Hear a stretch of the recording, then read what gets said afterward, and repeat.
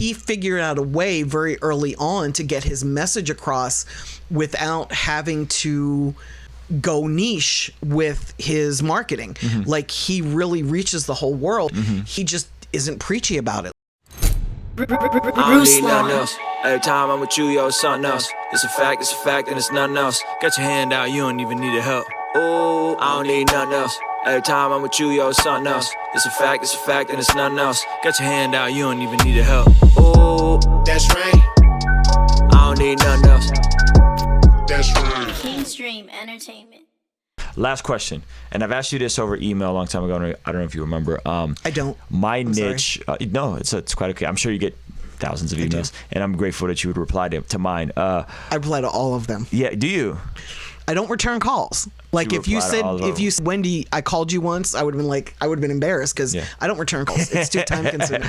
But emails, yes, I return every fucking one. My niche in the world that I come from is the faith-based world, of the Christian hip hop world, the artists like Lecrae, Andy, and that kind of stuff, Andy Video. So what advice would you have for those artists that are they're living in this tension of like, I'm hip hop. I love that you're asking this. I'm hip hop. The secular world and the Christian world. Yeah, yes. Because and then some people just take Christian rap as a complete joke. They're like, those two things, they contradict each other. Right. You know what I mean? Like, what advice would you have specifically for the Christian hip hop? There's a lot of major labels swarming in. There's a lot of money being spent here right now. Pretty much every major label has a subdivision that's doing Christian hip hop now. And so, but these guys are signing horrible deals. I know several artists that are giving up 100% of their publishing. No, that's heartbreaking. Really bad, and they just don't know what they're signing. You know what I mean? Yeah. And so, like, what advice would you have for our specific community? I love that you're asking me this because nobody ever has, and I have like such definite opinions. Let me preface it by saying I am not religious, but I'm very spiritual. And if you look at the principles that I live by, I guess they are very Christian or Muslim based, like do unto others, all that type of shit, right? And I don't mean shit in a bad way. But the thing about being a Christian rapper is you're now defining yourself into a niche that's smaller than the entire world, right?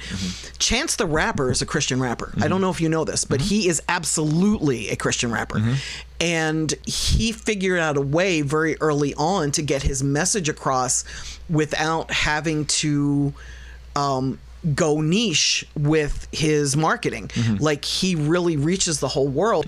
He just isn't preachy about it. Like, he gets his point across without having to, say God or Jesus or the Holy Ghost every third word. So he's able to get his message across. No matter what type of rap you're making, whether it's trap rap, whether it's Christian rap, whether it's Islam rap, no matter what rap you are creating, the key to success is reaching your market, whatever that market is. So even if you're making horrorcore, as long as you know your audience and you're able to reach your audience, you're going to be fine. But the way to protect yourself is to learn how the business works. And there's enough information out there. Like, when I started this 27 years ago, there was no information. You couldn't learn what a good deal was or a bad deal was from reading it because there were no books. There was no nothing. There was no internet. There was no nothing. So today, your biggest challenge is figuring out whose teaching is accurate and whose teaching is bullshit. And then once you can figure out who the accurate guys are, and we've mentioned a lot of them here today, you can learn how the industry works and what you need to do to protect yourself. And more importantly, you can have an entertainment attorney do the negotiating for you and get the best deal possible because they know what a fucked up deal is and they know what a good deal is. And the thing is that it's not always what's in the deal that can hurt you. Sometimes it's what's left out. And an attorney is going to look at a deal and say, oh, this clause is missing, that clause is missing. And then you need to put this in, you need to put that in. So you can learn how to protect yourself, and then the label will pay the lawyer. You don't even have to pay the lawyer up front.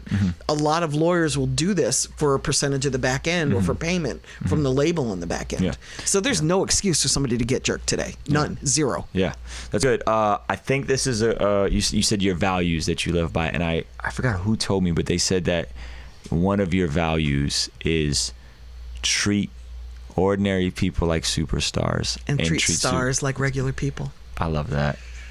I love that. That's how I live my life. Yeah. And it works. Yeah. Any final thoughts? Learn as much as you can. Treat other people with respect. And if you're going to do this, you're going to sacrifice. It's a lot of work, but it's so worth it. Yeah. And focus on helping others as you come up. Like, don't just do this for the money. Do this because you want to leave the world a better place. Man, my heart is so warm right now, guys. I'm gonna link up all. Are we gonna hug? Of course. We're gonna link up all the Wendy Days book, which has actually been in my description the entire time on YouTube. Her YouTube, wow, thank you. Her Instagram. If you get the book, her email's in the book, so you can. Can reach I out send to you her. the Slick Rick version? Slick Rick offered to do. He did the voiceover for my book. Can I send that to you? I would love for you to have that. I would love that. I would love for you to have that. All right, ladies and gentlemen, thank you so much.